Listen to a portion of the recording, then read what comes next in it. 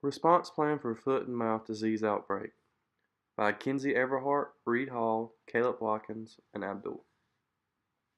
Here's just an overview of what the attack consists of. A Texas cattle farmer attended a hunting trip of a lifetime in Gorno, Russia, where as of December of 2017 was not clear of foot and mouth disease. The farmer came into contact with the disease while on this 12-day hunting trip. Two of these trips he got a trophy stag boar. Out of excitement, he did not wash his hunting clothes or boots before heading to his next destination of France to visit his family. However, this short trip, he returns to his farm in Texas to continue his normal day-to-day operations that includes hands-on contact with the herd. The herd consists of 75 head of Black Angus cross cows, in which 60 are feeder that are ready to go to the stockyard.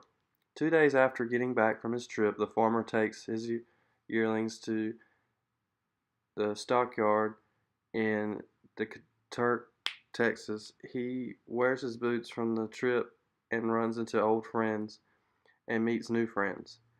He hugs them and shakes their hands. All truck and trailers that pull through the same unloading dock are now contaminated and take it back to their farm. Kansas and Nebraska are also leading states when it comes to beef production. The cattle from his herd, or the ones that came in contact with his herd, were sold to two main feedlots: Ottawa County Feeder Inc. Incorporated in Minneapolis, Kansas, and Lincoln County Feedlot in Nebraska. The loading and unloading of these cattle from trailers served as a vector for the virus to move between state lines. The mortality in the affected areas will be 100% because all the animals must be euthanized if they may have come into contact with the virus. Whether they test positive or not, this outbreak not only affects the beef cattle industry, but also other cloven hoofed animal industries as well as the grain industry.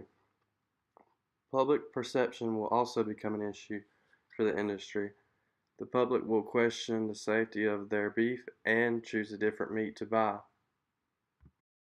Some prevention ideas would be, according to the attack report, the farmer made the crucial mistake of not cleaning his clothes upon the arrival to his household. This is only one way of the many flaws this farmer could have in his practices, which need to be up to standard to avoid an FMD outbreak. To do so, you must begin with putting a physical barrier at the main access point of your farm. For example, the front gate. This is to prevent trespassers who could bring unwelcome pathogens to the farm. Second is to have two sets of vehicles, preferably one for on the ranch use and one for off the ranch use. That way you can avoid bringing in contaminants. Anything that is coming from somewhere off the farm to on the farm must be thoroughly power washed before being used in the operation. Likewise, the farmer must also be clean and should take a shower before working in and out of both off and on the farm. They should also use specific sets of clothing dedicated for farm use only that are thoroughly washed afterwards. The livestock on the farm should be allocated further into the farm and not near the fences or close to the roads where they can be exposed. The farm should also employ the use of disinfectant buckets for tools, boots, and other things that are not easily washed. There was another time where the FMD outbreak could have been prevented in the attack plan.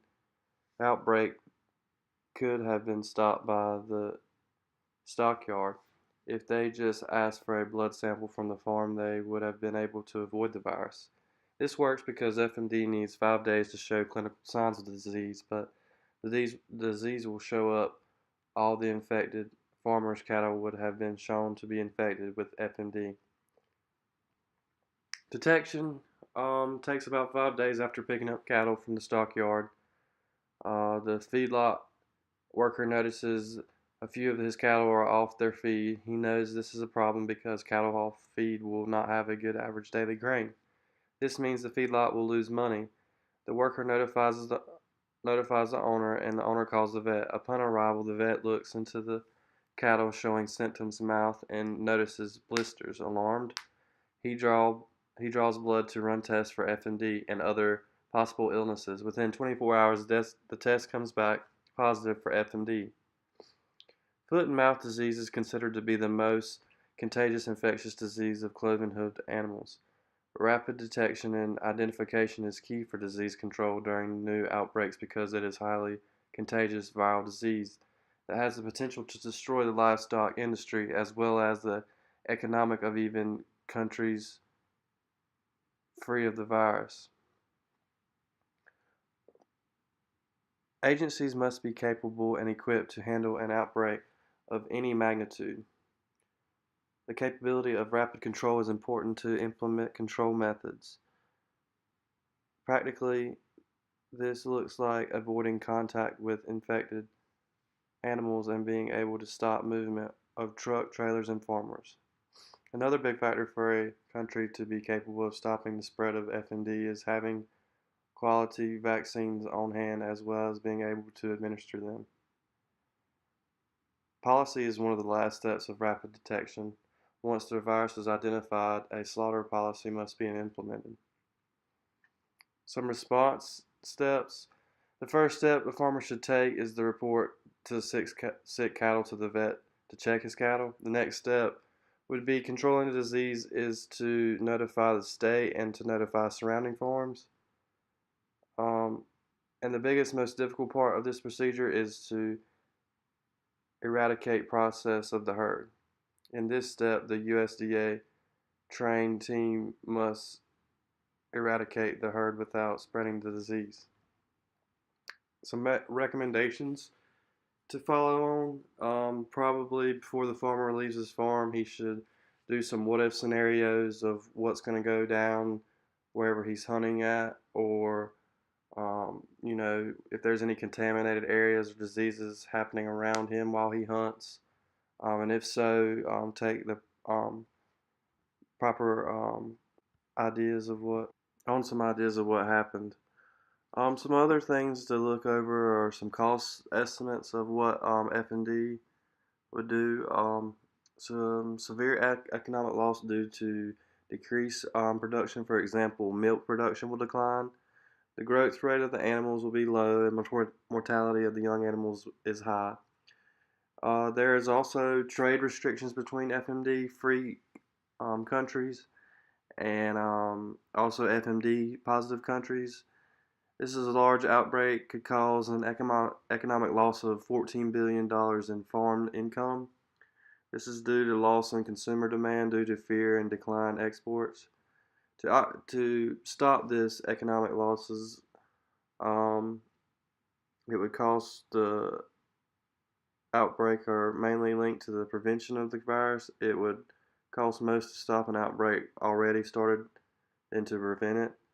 Better biosecurity methods need to be implemented for farms, stockyards, and feedlots. And overall, farms should increase their annual budget for biosecurity reasoning by at least 10%.